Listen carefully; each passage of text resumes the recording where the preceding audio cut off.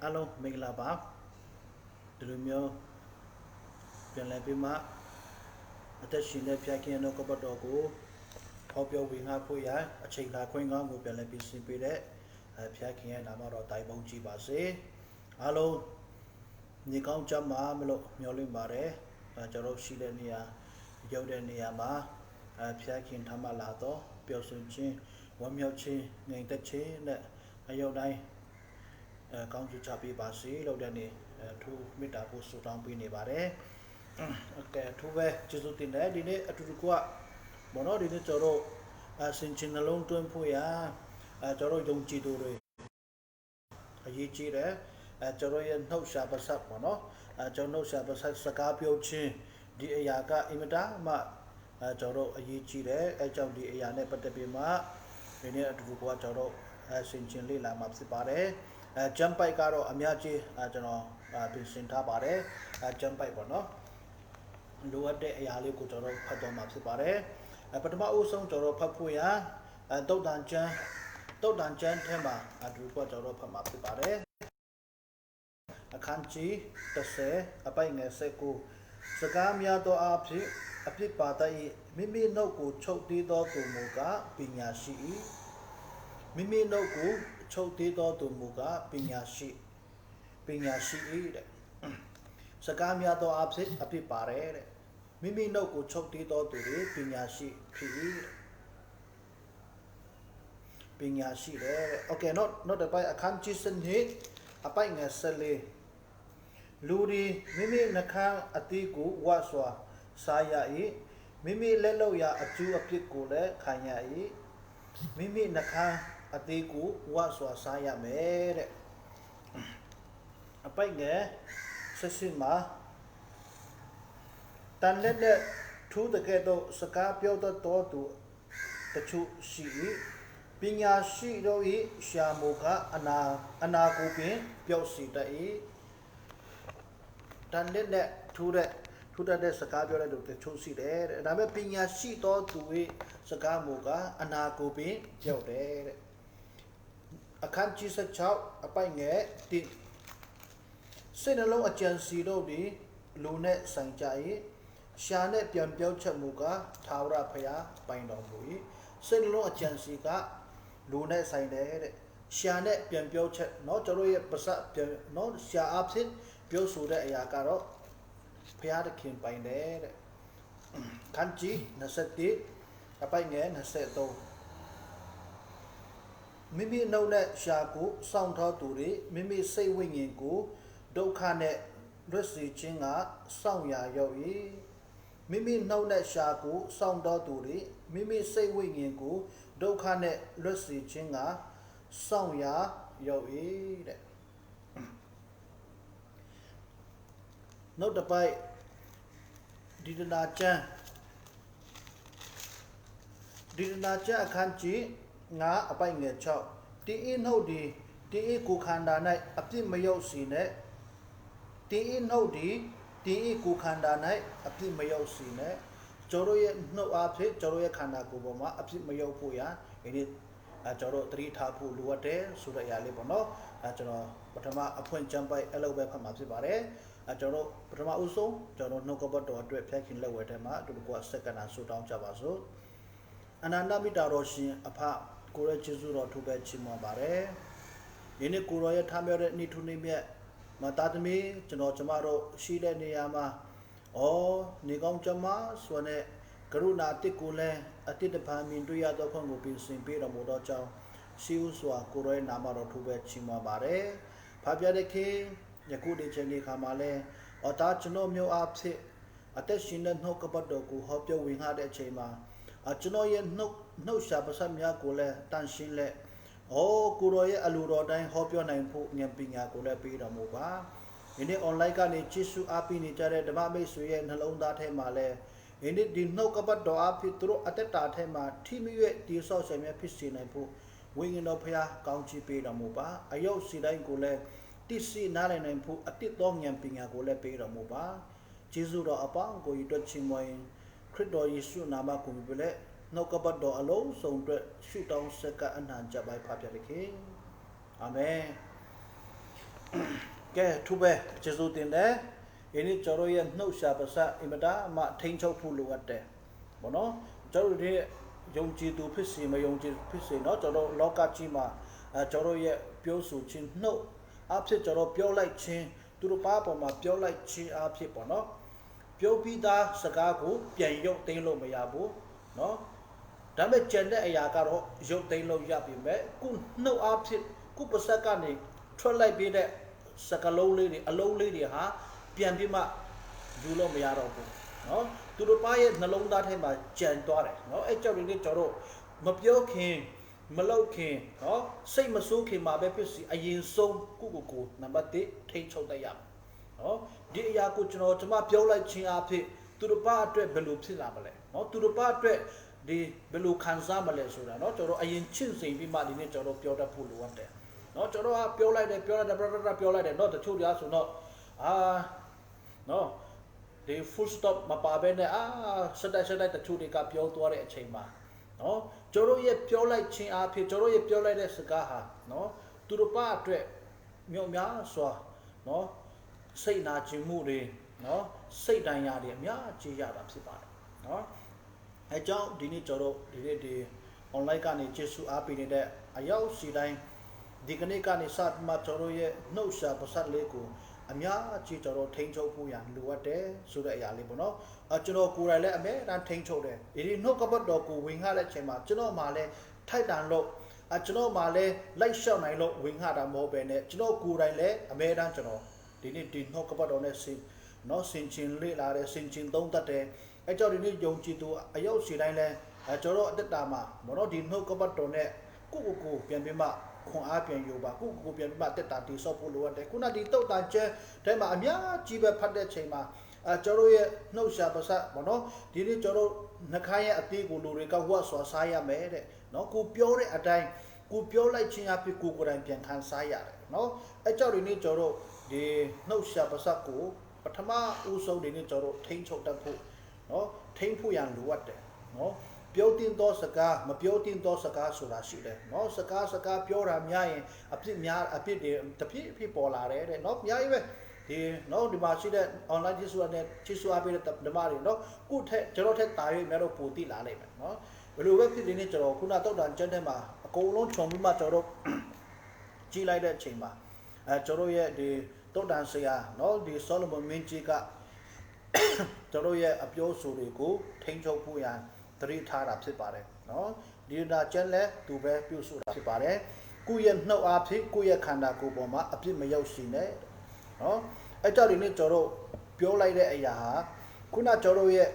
့နော်စိတ်နှလုံးအကြံစီဟာလူနဲ့ဆိုင်နေတဲ့ရှာနဲ့ပြန်ပြောချက်မူကထာဝရဘုရားပိုင်တော်မူ၏ထာဝရဘုရားပိုင်တာဖြစ်ပါတယ်ကျွန်တော်ပြောလိုက်ခြင်းအဖြစ်ကျွန်မဘာမှမဟုတ်ပါဘူးလို့ပြောလိုက်တဲ့အချိန်မှာကိုပြောတဲ့အတိုင်းကိုကလည်းဘာမှမဟုတ်ဖြစ်သွားလိုက်မယ်ဘာမှအရာမရောက်တဲ့လူပုဂ္ဂိုလ်ဖြစ်သွားလိုက်မယ်နော်အဲကြောင့်ကိုကခရစ်တော်အားဖြင့်ငါတက်ဆွမ်းနိုင်တယ်ခရစ်တော်အားဖြင့်ငါအရာခတ်သိမ်းကိုနော်လှုပ်ဆောင်နိုင်တယ်ဆိုတော့ကိုအမဲတန်းနေနေကျွန်တော်အားပြီးဖို့လိုအပ်တယ်ငါကတော့ဘာမှမဟုတ်သူများလိုလဲပင်ငယ်မဆိုသူများလိုလဲငွေကြီးလဲမချမ်းသာဘူးဘာမှမဟုတ်ဘူးလို့ကိုဟာနဲ့ကိုတိမ်ငယ်ပြီးမှကိုပြောလိုက်တယ်ဆိုရင်တော့ကိုပြောတဲ့အတိုင်းကိုပေါ်မှာဖြစ်သွားတာဖြစ်ပါတယ်အဲကြောင့်ဒီနေ့ကျွန်တော်ကိုအနှုတ်လက္ခဏာ negative စကားကိုမပြောဘဲနဲ့ positive စကားပေါ့နော်အပေါင်းလက္ခဏာခရစ်တော်အားဖြင့်ဖြစ်နိုင်တယ်ခရစ်တော်အားဖြင့်လုပ်နိုင်တယ်ဆိုတဲ့အပေါင်းလက္ခဏာစကားကိုပြောဖို့လိုအပ်တယ်အဲ့ဒါအင်မတန်မှရည်ကြည်ပါတယ်နော်ခရစ်တော်အားဖြင့်ငါလှုပ်ဆောင်နိုင်တယ်ခရစ်တော်အားဖြင့်ငါဒီနေ့ထိအသက်ရှင်ခွင့်ရတယ်နော်ခရစ်တော်ကြောင့်ဝါကြွားဖို့လိုအပ်တယ်ခရစ်တော်မပါဘဲနဲ့ဖခင်မပါဘဲနဲ့ဝါကြွားခြင်းဟာအချင်းကြီးဖြစ်ပါတယ်အဲကြောင့်ဒီနေ့ကျွန်တော်နှုတ်ရှာပါဆက်ဆိုတဲ့အပြောအဆူလေးဟာပြောလိုက်ခြင်းနှုတ်အဖြစ်ထွက်လိုက်တဲ့အရာအလုံးဟာဖခင်သခင်အတိအမှတ်ပြုတယ်ဖခင်သခင်အတိပြုတာဖြစ်ပါတယ်အဲကြောင့်ဒီနေ့ကျွန်တော်ယုံကြည်သူတဦးချင်းစီတိုင်းမှာနံပါတ်1အပြောအဆူတတိထားဖို့လိုအပ်တယ်အိမ်ထောင်မိသားစုမှာဖြစ်စေကိုယ့်ရဲ့သားသမီးတွေကိုကျွန်တော်ကတခါလေကိုသားသမီးတွေကိုအမျိုးမျိုးတော့ပြောတယ်နေကဘာမှမတော့မကြောက်နေကအလကားပဲနေကအဘာမှတုံးစားလို့မရဘူးလို့ဆိုမိခင်တွေဖခင်တွေကပြောချင်မှာအဲ့တိုင်းကိုပြောတဲ့အတိုင်းပြန်ဖြစ်သွားတယ်နော်ကိုကသားသမီးတွေကလည်းငါမိဘတွေကငါ့ကိုမှမချစ်တာကျမကိုမှမချစ်တာကျွန်တော်ကိုမှမချစ်တာအမျိုးမျိုးငါ့ကိုနော်အမျိုးမျိုးနဲ့ငါ့ကိုဆဲတယ်ဆိုမှ กูตาที่ไม่ดีกูหากูเสด็จจ้าได้ใช่ไหมได้แม่ผิดตัวเลยแต่แม่ตะชุดีตาที่ไม่ดีกับมีบ้านดีกับเบลโลเบเซเบลโลเบเจนเซดีบสิกูว่าเปลี่ยนพิมาพยาเพ่มายัดดีลาใช่ไหมพยากาตโรกูก้าวจีปีเลย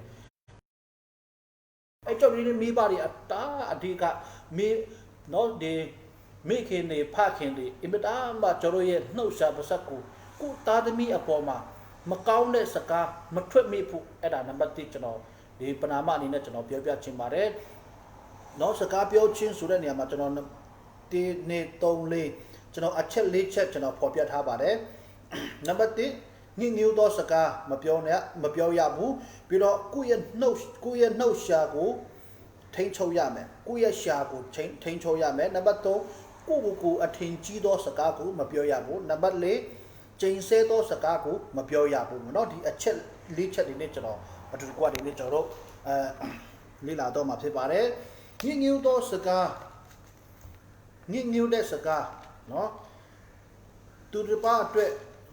จ้าโลมาก้องเด็กสกาบ่เนาะนี่จรบยงจุดตัวตะคาเลยงิ้วเด็กสกาเนาะงิปัดเด็กสกามาตั้งชินเด็กสกาบ่เนาะ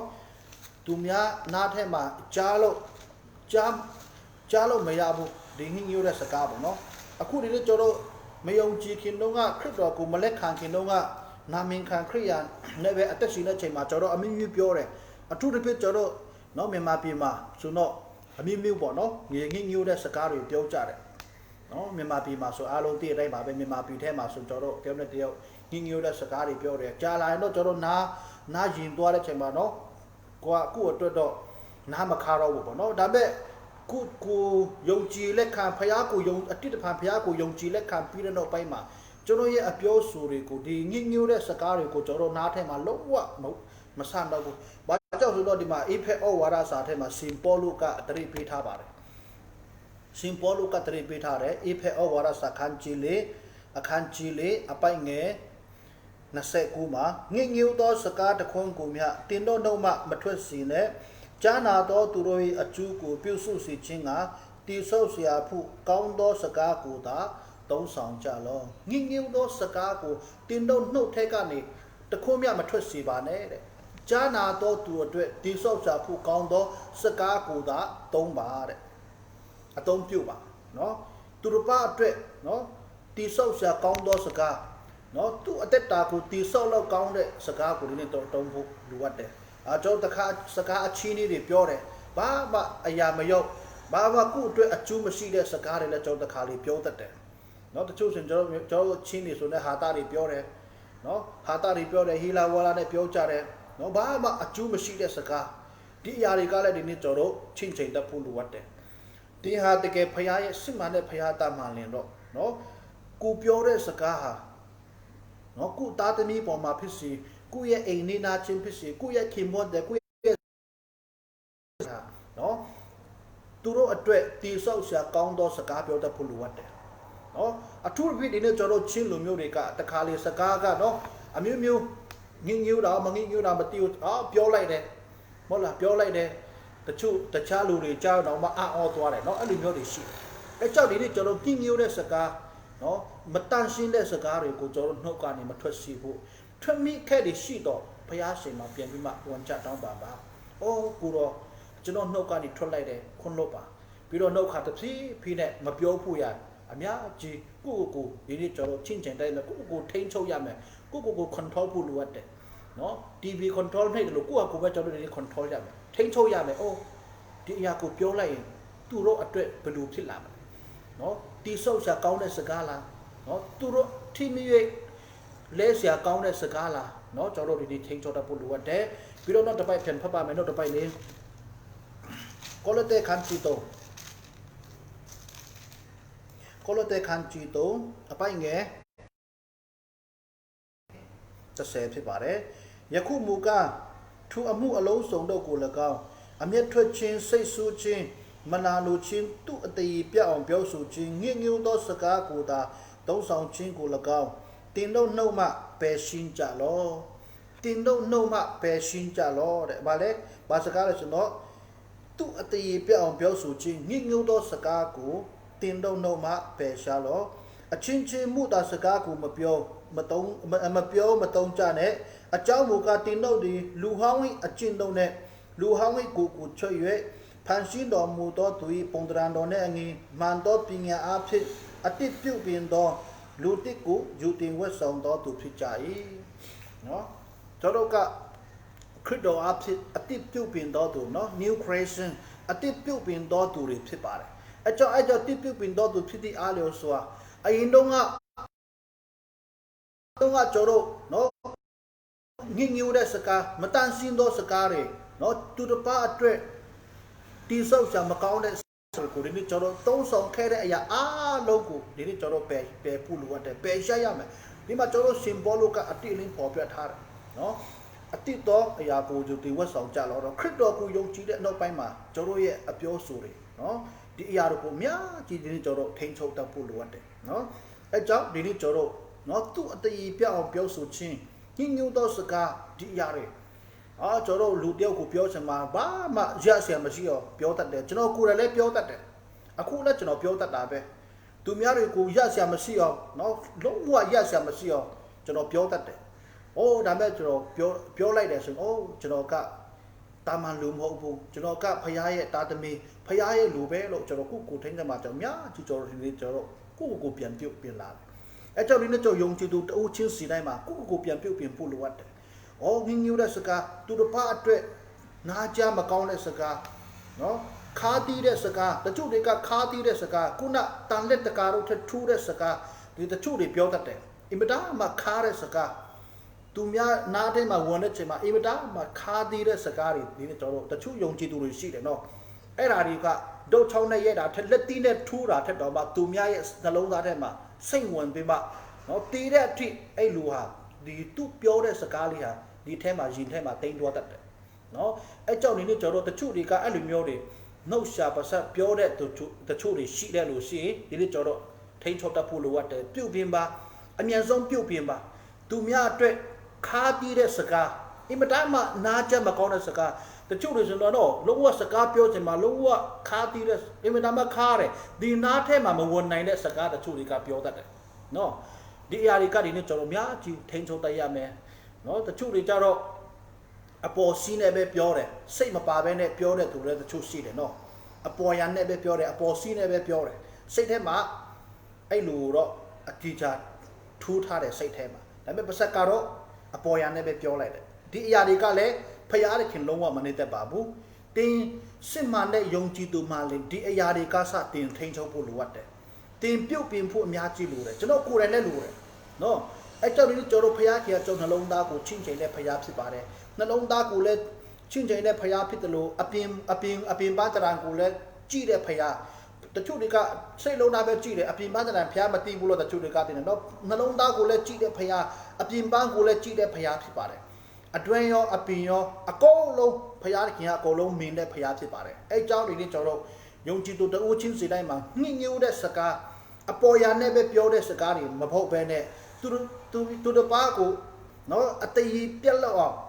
ပြောတဲ့စကားတွေကိုဒီနေ့ကျွန်တော်ရှိခဲ့မယ်ဆိုရင်ဒီအရာအားလုံးဒီနေ့ကျွန်တော်နော်ယေရှုနာမ၌ကျွန်တော်ဖယ်ရှားဖို့လိုအပ်တယ်နော်အဲကြောင့်ဒီနေ့ကျွန်တော်နှင်းညူတဲ့စကားကိုမပြောရဘူးဆိုတဲ့အရာပေါ်ပြလိုပါတယ်နှုတ်နံပါတ်1ချက်အနေနဲ့ရှာကိုထိန်းချုပ်ပါကျွန်တော်ရဲ့နှုတ်ရှာကိုထိန်းချုပ်ဖို့လိုအပ်တယ်အမှရှင်ယာကုပ်ဘယ်လိုပေါ်ပြလဲဆိုတော့ရှာရင်မိဖြစ်၏ကိုအင်္ဂါများအတွင်း၌ဒုစေ၏လောကရလည်းဖြစ်၏ထိုသုံးတဲ့အငယ်ရှာရင်ငါတို့၌ငါတို့၏အင်္ဂါတွင်တည်၍တကူလုံးကိုငြိငြိုးစေသူ့ဘဝတစ်လျှောက်လုံးကိုမိစုတည်မိမိဒီလည်းငရဲမီစုချင်းကိုခံလက်ရှိ၏တာရဲမျိုးငှက်မျိုးတွားတတော်တဲ့စာမျိုးငါမျိုးတို့ကိုလူတို့တွေအောင်တတ်တိအတိုင်းအောင်ခဲ့ပြီရှာမူကအဘယ်လူမြမအောင်နိုင်တဲ့မဆုံးမနိုင်သောအဆူအငစ်ဖြစ်၏တီစီတတ်သောအစိတ်အတုံးနဲ့ပြည့်စုံ၏ငါတို့ဒီရှာဖြစ်ခမဲတော်ဖရာသခင်ကိုကောင်းချီးပေးတတ်ကြ၏sorry no ကောင်းချီးပေးတတ်ကြ၏ဖရာသခင်၏ပုံသဏ္ဍာန်တော်နဲ့အငြိဖန်ဆင်းသောလူတို့ကို ရှာဖြစ်ချိန်ဆဲတဲ့ကြ၏နှုတ်တပါးသည့်ထဲကထောပနာတချင်းနဲ့တကွချိန်ဆဲချင်းထွက်တတ်ပါသည်တကားငါအနေနဲ့ကိုတော့ထူတော့မပြစ်ကောင်းရအဲ့မှာဒီမှာကျွန်တော်ပါဘူးအထူးတစ်ဖြစ်ဒီရှင်ယာကုတ်ထဲမှာကျွန်တော်ပါဘူးဖော်ပြခြင်းလဲဆိုတော့ကျွန်တော်ရဲ့ရှာနော်ဟာ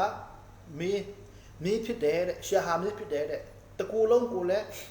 မီးဆုချင်းခံရတယ်တကူလုံးကိုလည်းညှိညွတ်စီတယ်ဒီရှာဟာကျွန်တော်ခန္ဓာခုလုံးမှာဒီကျွန်တော်ရှာဟာအတီးဆုံးဖြစ်တယ်ဒါပေမဲ့အထိတ်ရဆုံးအထိတ်ရအခက်ခဲဆုံးကကျွန်တော်ရှာဖြစ်ပါတယ်ဒီနှုတ်ရှာအဖြစ်လဲဖျားကိုချီးမွမ်းတယ်ဒီနှုတ်ရှာအဖြစ်လဲဖျားတဲ့ခင်ဖန်ဆင်းတဲ့လူတွေကိုလည်းချိန်ဆတတ်တယ်တဲ့ဒီအရာတွေကဒီနေ့ကျွန်တော်ယုံကြည်သူတွေကမဖြစ်ရဘူးထိန်းချုပ်ရမှာဖြစ်ပါတယ်ယုံကြည်သူကထိန်းချုပ်ရမှာဒီအရာတွေကကျွန်တော်ရှာနော်ဒီနှုတ်ရှာခန္ဓာကိုယ်မှာအသေးဆုံးဖြစ်ပေမဲ့လည်းအထင်းရဆုံးခက်ခဲတဲ့အရာဖြစ်ပါတယ်တိုးတော့အဲ့လိုခက်ခဲတဲ့အရာဖြစ်ဒီပါစီဒီနေ့ကျွန်တော်ဒီနှုတ်ကပတ်တော်ကိုရှင်ယာကုပ်ခန်းကြီးတုံးကိုကျွန်တော်ဖတ်တဲ့ချိန်မှာကျွန်တော်အရောက်ရှိတိုင်းရှိနေတဲ့ကနေကိုချင်းချင်းပါဟောဒီကျွန်တော်နှုတ်ရှာဟာဖျားကိုချီးမွမ်းတဲ့စကားသူတို့ပါကိုချီးမွမ်းတဲ့စကားတွေနဲ့ပြောတတ်ဖို့လိုအပ်တယ်သူတို့ပါတွေကိုချိန်ဆတဲ့စကားသူတို့ပါတွေကိုအပြစ်မြင်တတ်တဲ့စကားတွေကိုဒီနေ့ကျွန်တော်ဒီနှုတ်ဒီရှာကလည်းဖယ်ဖို့လိုအပ်တယ်ဒီရှာဆိုတိုင်းမှာဒါမှရေးကြည့်ပါတယ်ကျွန်တော်နော်အစားတစ်ခုခုစားသုံးတဲ့ချိန်မှာအယတာရှိတည်တဲ့အရာကလည်းဒီရှာပဲဖြစ်ပါတယ်အစားငါနဲ့မငါမှုနော်ဆိုတဲ့အရာကလည်းဒီရှာပဲရှိတာဖြစ်ပါတယ်ဒီရှာမရှိရင်ကျွန်တော်စကားပြောတဲ့ချိန်မှာအဆင်မပြေဘူးအင်မတန်မှကျွန်တော်ခန္ဓာတစ်ခုလုံးမှာဒီရှာဟာအင်မတန်မှရေးကြည့်ပါတယ်အစားတော့တဲ့နေပိုင်းမှာတလကောင်းစကားပြောတဲ့ပိုင်းမှာတကောင်းဒီရှာဟာအင်မတန်မှရေးကြည့်ပါတယ်တော့ဒုရှာဟာအရေးကြီးတဲ့အရာဖြစ်ပြီးအားလို့ဆိုတာကျွန်တော်ဒီနေ့အထူးသဖြင့်ဒီနေ့ကျွန်တော်ထိန်းချုပ်တတ်ဖို့လိုအပ်တယ်ကိုယ့်ရဲ့နှုတ်ရှာကိုထိန်းချုပ်တတ်ဖို့လိုအပ်တယ်ဖခင်ကိုချီးမွမ်းတဲ့စကားသူတို့ပါတွေကိုလည်းချီးမွမ်းတဲ့စကားနော်ဒီအရာတွေဒီကျွန်တော်ဒီရှာနဲ့အသုံးပြုရမှာဖြစ်ပါတယ်အဲကြောင့်ဒီနေ့ဒီနံပါတ်2ချက်အနေနဲ့ရှာကိုထိန်းချုပ်တတ်ဖို့လိုအပ်တယ်နော်အတင်းငယ်ဆုံးဖြစ်ပေမဲ့ထိန်းရခက်ဆုံးကဒီရှာဖြစ်ပါတယ်အဲကြောင့်ဒီနေ့ဒီအရာကိုနံပါတ်2ချက်အနေနဲ့ကျွန်တော်ဒီရဲ့ဒီနှုတ်ရှာကိုထိန်းချုပ်ရမှာဖြစ်ပါတယ်နှုတ်နံပါတ်3ကတော့ကိုအထင်ကြီးသောစကားတဲ့အထင်ကြီးတဲ့စကားကျွန်တော်လူတိုင်းမှာကိုကကြွားတတ်တယ်ကိုကအဟုတ်ဆုံးကိုကအရာအလုံးကိုလုံနိုင်ဆုံးနော်အပညာရှိဆုံးအလိမ္မာဆုံးအတော်ဆုံးအတတ်ဆုံးကိုပြန်ပြီးမှကျွန်တော်ကပါလဲ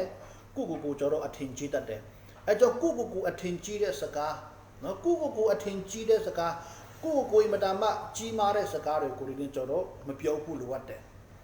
အဲ့မှာဒီကျွန်တော်ဒီပထမဓမ္မရာဇဝင်ပထမစာဆောင်ခန်းကြီးနှစ်ထဲမှာဟနာရဲ့ဆုတောင်းချက်လေးဖြစ်ပါတယ်ဒီအရာမှာဓမ္မရာဇဝင်ပထမစာဆောင်ခန်းကြီးနှစ်အပိုက်ငယ်နှစ်ကနေ3ကျွန်တော်ဖတ်ပါမယ်ထာဝရဘုရားတန်ရှင်းတော်မူတဲ့ကဲ့သို့အဘယ်သူမျှမတန်ရှင်းကိုတော်မှတပါအခြားသောဘုရားမရှိငါတို့ဘုရားသခင်ကဲ့သို့သောခိုလုံစရာမရှိကိုမချီးမြှောက်ကြနဲ့ဝါကြွားသောစကားစောကားသောစကားကိုမပြောကြနဲ့အတ္တမစကားကိုနှုတ်ထဲကမထွက်စေနဲ့အကြောင်းမူကားထာဝရဘုရားသည်တစ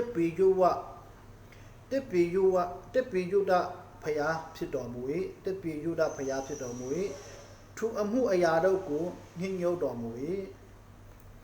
တစ်ပီယုဒပေါ့နော်တစ်ပီယုဒโอเคဒီအရာမှာအရာခတ်သိမ်းကိုတည်တဲ့ဘုရားလို့ပေါ့နော်ဒီပါဠိစာကျွန်တော်ကခဏဖတ်နေကြမှာလို့နော်ကျွန်တော်တခါလေဒီပါဠိစာပတ်တဲ့ချိန်မှာရှာကခလုတ်တိုက်ပြီးတတ်တယ်เนาะအဲ့ဒါနည်းနည်းအားလုံးခွန်လို့ပြကြပါဒီတစ်ပီယုဒဆိုတာအရာခတ်သိမ်းကိုတည်တော်ဘုရားဖြစ်ပါတယ်အဲ့မှာဗာလဲဆိုတော့ဝါကြွားစောကားသောစကားကိုမပြောကြနဲ့ကိုမချီးမြှောက်ကြနဲ့ဒီအရာမှာဟနာကဒီဘုရားရှင်မှာသူဘုရားထံမှာသူဆုတောင်းတယ်သူသားလေးရှမူလကိုဘုရားကသူ့ကိုပေးတဲ့ချိန်နောက်ပိုင်းမှာဘုရားကိုသူချီးမွမ်းပြီးမှသူဆုတောင်းတဲ့အချက်လေးဖြစ်ပါတယ် เจ้านี่จอดว่าจัวตัวสกาจอดมาเปียวมีผู้กูอธินจีตัวสกามาเปียวมีผู้นี่จอดตรีท้าผู้ล้วนเดเปียวแค่เดชีตัวจอดนี่พยากูอมีเปียวมาเปียวผู้ล้วนเดพยากูอมีมาเปียวไปเนี่ยพยากูมาป่าไปเนี่ยงานโลกในเดงาเจ้าดิลูโลกเดสุรากูရဲ့အတกูရဲ့မာမာနကိုရှိတန်းထားပြီးမှဒီနေ့ကျွန်တော်မပြောတတ်ဘူးအဲ့ဒါအရေးကြီးပါတယ်ငါလုံးမငါစားရတယ်နော်ငါမလုံးမစားရဘူးဆိုတဲ့အရာတွေကဒီနေ့ကျွန်တော်လောကရဲ့အယူဖြစ်ပါတယ်ဒါပေမဲ့ဒီနေ့ကျွန်တော်အသက်ရှင်ခွင့်ပေးတာဖခင်ကပေးတာဖြစ်ပါတယ်လူရဲ့အသက်ဆိုတာအခိုးငွေဖြစ်ပါတယ်ဘာပွန်ကဲတော့ဖြစ်တဲ့ခဏလေးကျွန်တော်ဘယ်လိုဖြစ်လာမလဲပြောလို့မရဘူးဒါပေမဲ့ဒီနေ့ထိကျွန်တော်အသက်ရှင်ခွင့်ပေးတယ်လုံနိုင်တော့ခွန်အားပေးတယ်နော်ဒီမလေးရှားမှာဆိုဒီနေ့ကျွန်တော်ဒီ COVID-19 အားဖြင့်ယောဂအားဖြင့်များစွာတည်တယ်တချို့တွေကကိုအဆုံးစီနဲ့လို့လည်းများကြီးရှိတာဖြစ်ပါတယ်တော့ထူအရာထဲကနေဒီနေ့ကျွန်တော်အသက်ရှင်ခွင့်ပေးတယ်ကျမ်းမာခွင့်ပေးတယ်ဒီလိုမျိုးနေ့ရက်တစ်ကိုလည်းနေ့တိုင်းမြင်တွေ့ရတော့ခွင့်ကိုဖခင်ကပြင်ဆင်ပေးတာဖြစ်ပါတယ်နော်ဒီအရာတွေကဖခင်ကပေးလို့ဖြစ်ပါတယ်အိုးငါလို့ငါရတယ်ငါတော်လို့ငါလို့တာကွာအဲ့လိုမျိုးတွေမဟုတ်ဘဲနဲ့အိုးဖခင်ကပေးတယ်ဆိုတာဒီနေ့ကျွန်တော်တိတတ်ဖို့လိုအပ်တယ်ဒီအရာကိုမသိတဲ့လူတွေမြောက်များစွာပြီးကျွန်တော်လောကကြီးမှာရှိတာဖြစ်ပါတယ်အဲကြောင့်ဒီနေ့ကျွန်တော်ဝါကြွားသောစကားကိုအထင်ကြီးသောစကားကိုချီးမြှောက်တဲ့စကားဒီနေ့ကျွန်တော်မပြောမိဖို့အင်မတန်မှရည်ကြီးပါတယ်နော်အဲကြောင့်ဒီအရာတွေကနံပါတ်2ချက်အနေနဲ့အထင်ကြီးသောစကားနံပါတ်3ချက်ပေါ့နော်အထင်ကြီးသောစကားဝါကြွားသောစကားမပြောမိဖို့အဲ့ဒါအင်မတန်မှရည်ကြီးတယ်ကျွန်တော်နှုတ်ရှာပါဇက်ကိုထိန်းချုပ်ရမှာဖြစ်ပါတယ်နှုတ်ဆုံးနံပါတ်4ချက်အနေနဲ့ချိန်ဆဲသောစကားမချိန်ဆဲရဘူး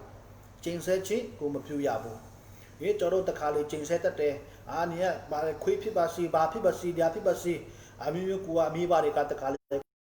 ချိန်ဆဲတတ်တယ်ဒီအရာတွေကလုံးဝမကောင်းဘူးမချိန်ဆဲရဘူးနော်ကောင်းကင်ကိုလည်းတိုင်တင်ပြီးမှမချိန်ရဘူးတဲ့မိချစ်ကိုလည်းတိုင်တင်မှမချိန်ရဘူးကောင်းကင်ဆိုတော့ဖခင်ချိန်ဝတဲ့နေရာမိချစ်ဆိုတော့လူတွေနေတဲ့နေရာဖြစ်တယ်အဲကြောင့်ဘာမှမချိန်ဆဲရဘူးတချို့တွေကတိုင်တင်ပြီးမှချိန်တာပေါ့နော်တိုင်တင်ပြီးမှချိန်တယ်ဒီအရာတွေကလည်းလုံးဝဒီနေ့ကျွန်တော်မလုပ်တင်တော့အရာဖြစ်ပါတယ်မချိန်ဆဲမိမချိန်မိပါစီနဲ့ချိန်လိုက်ချင်းအားဖြစ်တချို့တွေမြောက်များစွာဖြစ်တဲ့အရာတွေရှိတယ်နော်အဲကြောင့်ဒီနေ့ကျွန်တော်ဒီနှုတ်ရှာပါစကိုချိန်ဆဲတဲ့အရာကိုအမြဲတမ်းနံပါတ်1တတိထားဖို့လိုအပ်တယ်အဲ့မှာကျွန်တော်ပထမကျမ်းပိုက်လေးဖတ်ချင်ပါတယ်ဒီအရာမှာဓမ္မရာဇဝင်ဒုတိယဆောင်အခန်းကြီး1အပိုင်ငယ်27โอเคလဘောတောင်တို့တင်းတို့ပေါ်မှာနင်းမကြစီနဲ့မူးမရွာစီနဲ့ပူဇော်စရာအသေးကိုတီးတော့လေကွက်မရှိစီနဲ့အကြောင်းမူကားသူအရက်၌သူရဲ့တရေဆောင်သောဒိုင်းပြီးဟူသောစောလူဆောင်သောဒိုင်းလွာစီနဲ့လိမ့်ပြီးသောလက်နဲ့တော်ကိုဆုံးချလေပြီးတကားဒီအရာမှာ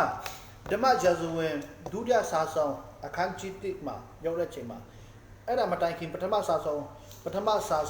ခန်းကြီး31မှာဆိုတော့ဆောလူနဲ့သူ့သားတွေเนาะအဲ့ကေလဘောတောင်ပေါ်မှာเนาะရန်သူတွေလက်ထဲမှာဖိလစ်တင်းလက်ထဲမှာတူတော့က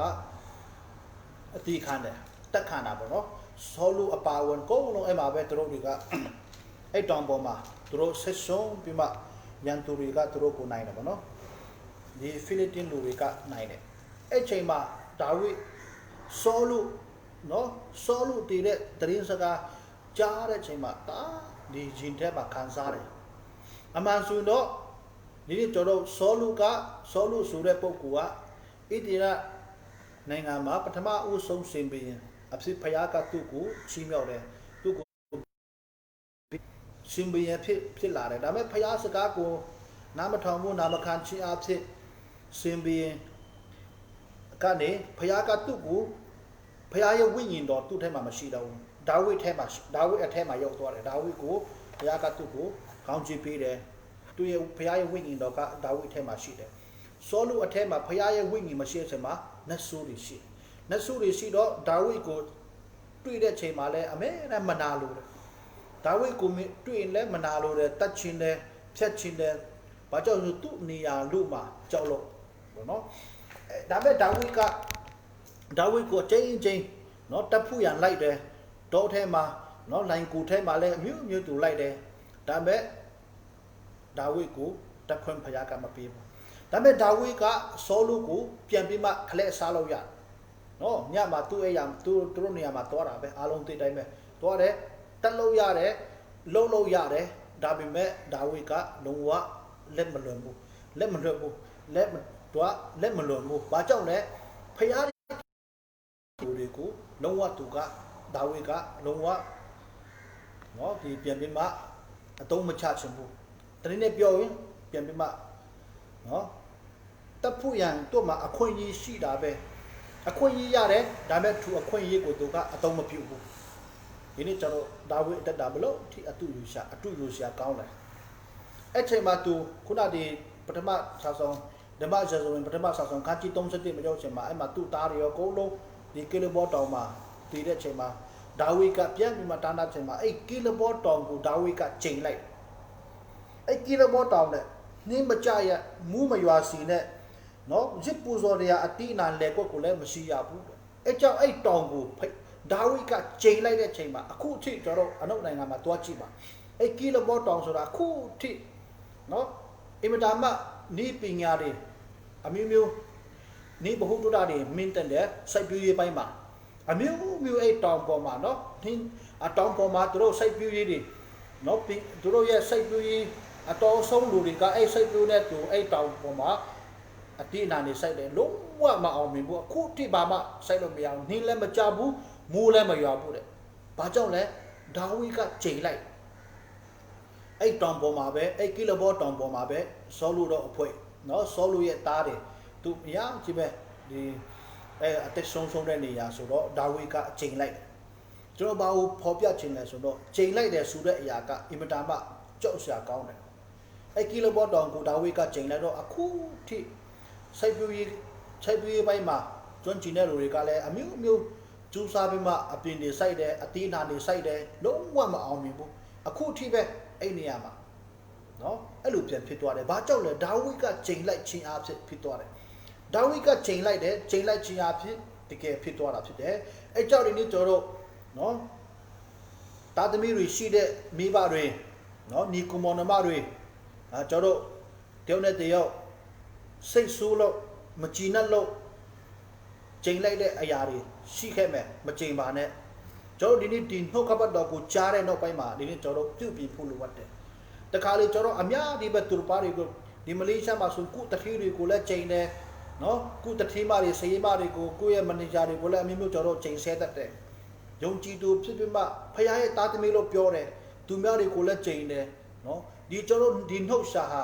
အစိတ်အတုပ်နဲ့တူတယ်တဲ့ခုနဒီရှင်ယာကုတ်ထဲမှာမူရစိတ်အတုပ်လိုမျိုးပဲတားကြောက်စရာကောင်းတဲ့အရာဖြစ်ပါတယ်အဲကြောင့်ဒီနေ့ကျွန်တော်မချိန်ဆဲမိဖို့ရဒီနေ့ကျွန်တော်သတိထားဖို့လိုအပ်တယ်နော်အရင်တော့ချိန်ဆဲခဲ့တယ်မတိလို့ချိန်ဆဲတယ်တချို့တွေကတိရနဲ့ချိန်ဆဲလို့လည်းရှိခဲ့မှာပဲရှိတယ်ဆိုရင်ဒီနေ့ကျွန်တော်ဒီနှုတ်ကပတ်တော်ကိုကြားတဲ့အချိန်မှာအမြင်ဆုံးပြုတ်ပြင်ပါပြုတ်ပြင်နိုင်တဲ့သူကဖခင်ရဲ့စိတ်မှန်တဲ့ကောင်းကြီးရမှာဖြစ်ပါတယ်အာမင်တော့ပြောရဲတယ်ခဏသူများတွေကိုလည်းချိန်တယ်ခဏညီးသွားတတ်တဲ့ယုံကြည်သူတချို့တွေရှိတယ်နော်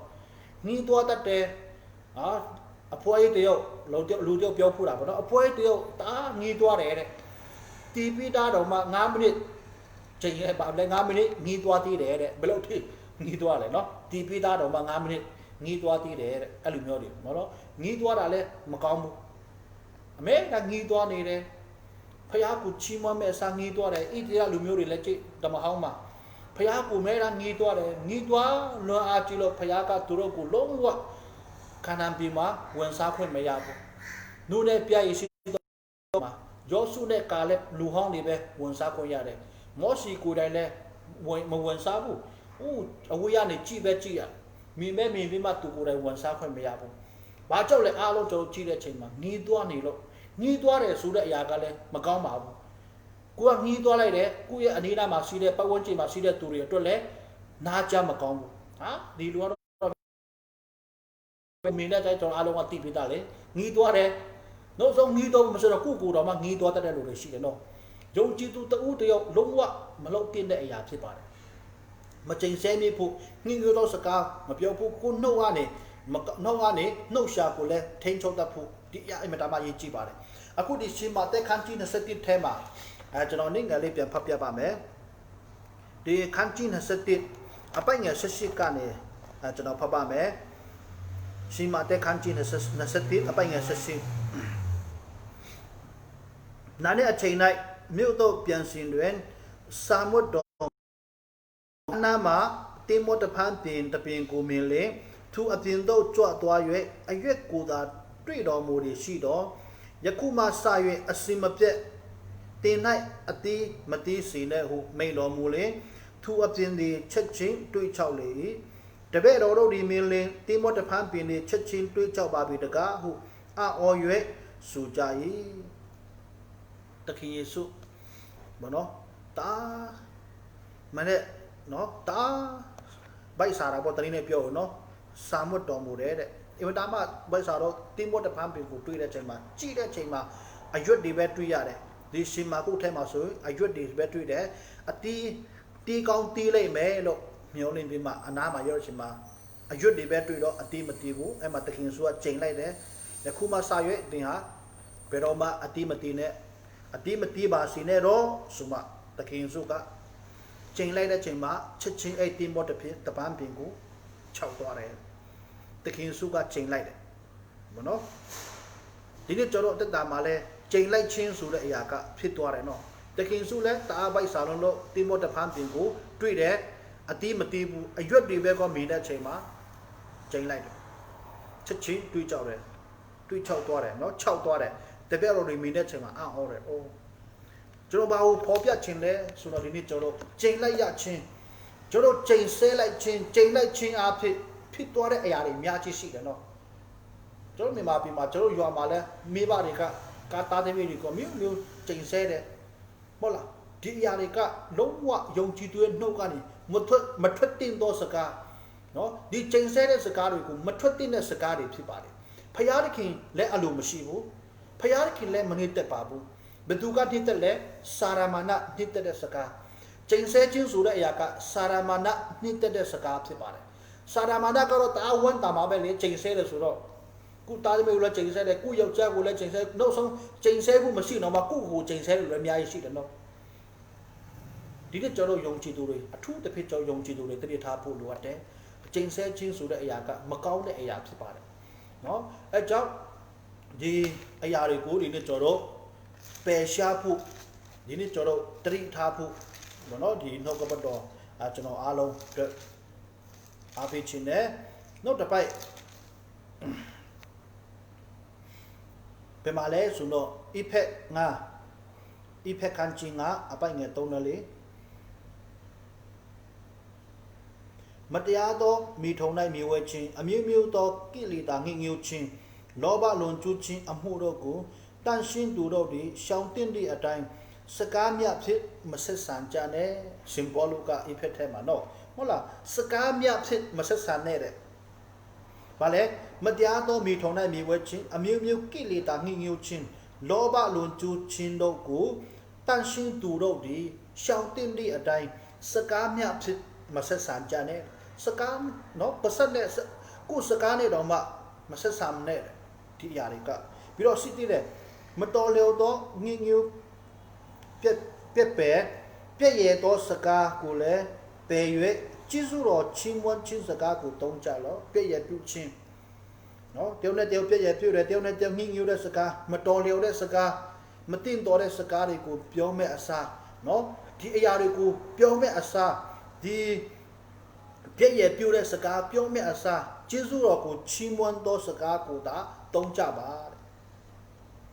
ချိန်ဆမဲ့အစားပြောပြချင်တာကချိန်ဆမဲ့အစားနော်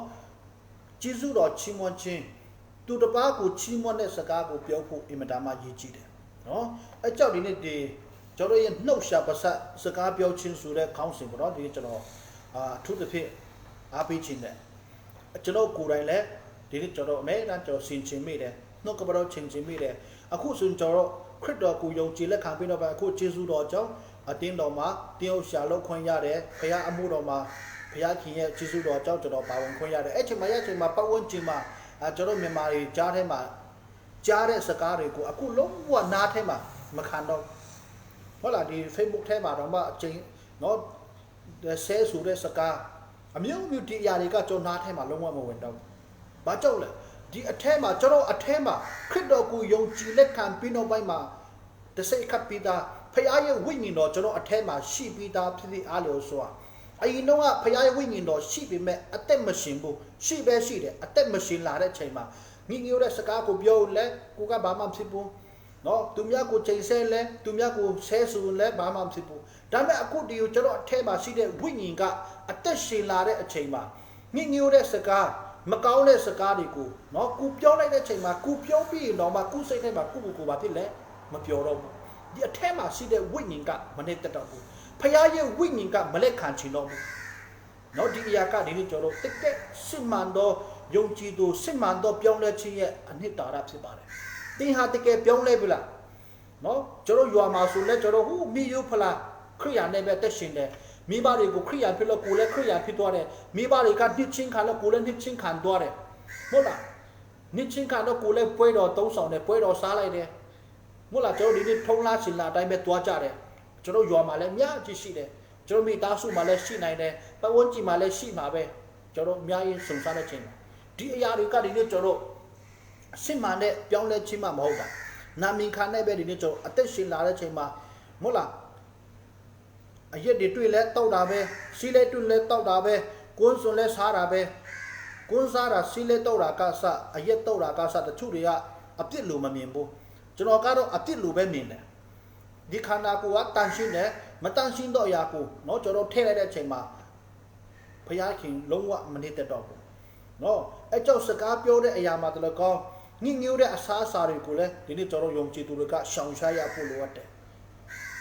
အဲ့ဒါတွေကိုဒီနေ့ကျွန်တော်အတိမွားကစကျွန်တော်ရှောင်ရှားနိုင်မှကျွန်တော်ကောင်းဆုံးလှုပ်ဆောင်နိုင်မှဒါလည်းပတ်ဝန်းကျင်ကိုလည်းဘုံတော်ထင်ရှားလာမယ်ကျွန်တော်ကိုဖန်ဆင်းတဲ့ဘုရားခင်ကိုလည်းအာရညစ်တက်မှာဖြစ်ပါတယ်နော်အဲကြောင့်ဒီနေ့ဒီကျွန်တော်ရဲ့ပြောဆိုတွေနော်ဒီညှိညိုးတဲ့စကားကိုမပြောမိဖို့ကျွန်တော်ရဲ့နှုတ်ရှာကျွန်တော်ရဲ့ရှာကိုထိန်းချုပ်ဖို့လိုအပ်တယ်ကိုအထင်ကြီးသောစကားဝါကြောသောစကားမပြောမိပါစေနဲ့သူတို့ဘာတွေကိုမချိန်ဆပါနဲ့ကိုသားသမီးတွေကိုလည်းမချိန်ဆပါနဲ့ကိုလည်းမချိန်ဆပါနဲ့ဒီအရာကဒီနေ့ကျွန်တော်ယုံကြည်သူတွေကရှောင်ရှားရမယ့်အရာဖြစ်ပါတယ်နော်လိုက်လျှောက်ရမှာမဟုတ်ဘူးရှောင်ရှားရနော်ညညိုတဲ့စကားရှောင်ရှားဖို့လိုအပ်တယ်မတန်ရှင်းသောစကားညစ်ပတ်သောစကားသူများနာကြမကောင်းတဲ့စကားနာခါတဲ့စကားရှောင်ရှားရမယ်နှုတ်ရှာဒီရှာဆိုတာအင်မတန်မှကောင်းတဲ့အရာဖြစ်ပါတယ်ခန္ဓာကိုယ်မှာအသေးဆုံးဖြစ်ပေမဲ့အထိတ်ရဆုံးခက်ဆုံးကဒီရှာဖြစ်ပါတယ်ရှာအဖြစ်ဖျားကိုချီးမွမ်းတယ်ဒီရှာအဖြစ်ဖျားဖန်ဆင်းတဲ့လူတွေကိုလည်းချိန်ဆတတ်တယ်အပြစ်ပြောမိတတ်တယ်ဒီအရာကိုလည်းကျွန်တော်ထိတတိထားဖို့လိုအပ်တယ်ကိုအထင်ကြီးသောစကားငါလုံနိုင်တယ်ငါတော်တယ်ငါလို့ရတာငါလုံးမရတာကွဆိုတဲ့ကိုအထင်ကြီးသောစကားမပြောမိဖို့ဝါကြွားသောစကားမပြောမိဖို့လူဆိုတာဝါကြွားတတ်တယ်မုတာကိုလည်းပြောတတ်တယ်မုတာမပါလင်ကမချောเนาะတထုမြန်မာစကားပုံရှိတယ်မှန်ပါတယ်ဒီအရာကကောင်းပါတယ်ဒါပေမဲ့တကယ်စစ်မှန်တဲ့ပြောင်းလဲပြီးတော့ပိုင်းမှာเนาะသူများကိုလိန်ညာဖို့လည်းမလိုပါဘူးကိုလည်းမလိန်ရဘူးကိုရဲ့ပတ်ဝန်းကျင်ကိုလည်းမလိန်ရဘူးမုတာမပြောရဘူးအဲ့ဒါတွေကျွန်တော်ဖြည်းဖြည်းကျွန်တော်ထိန်းချုပ်ရမှာဖြစ်ပါတယ်